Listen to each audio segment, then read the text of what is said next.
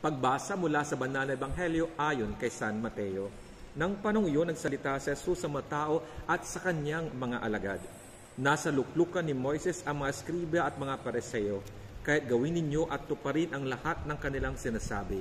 Ngunit huwag tularan ang kanilang mga ginagawa, sapagkat hindi nila ginagawa ang kanilang sinasabi. Sila ay nagbibigis ng mga pasaning mabibigat at may hirap na dalhin, samantalang hindi lamang nila iginagalaw ang kahit isang daliri upang kilusin ang mga iyan. Ang lahat ng kanilang ginagawa ay pakitang tao lamang. Pinanlalaki nila ang kanilang mga pilakterya at pinahaba ang mga palawit ng kanilang mga balabal.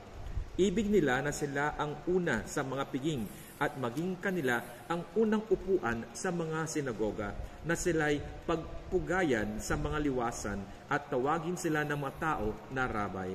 Datapwat kayo huwag patawag na rabay, sapagkat iisa lamang ang inyong guro, at kayong lahat ay magkakapatid.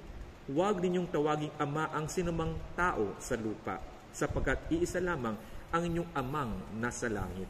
Huwag din kayong patawag sa mga tagapagturo, sapagkat iisa lamang ang inyong tagapagturo, ang Kristo. Ang pinakadakila sa inyo ay siyang maging utusan ninyo. Ang sinumang magpakataas ay ibababa, at sinumang magpakababa ay itataas. Ang mabuting balita ng Panginoon.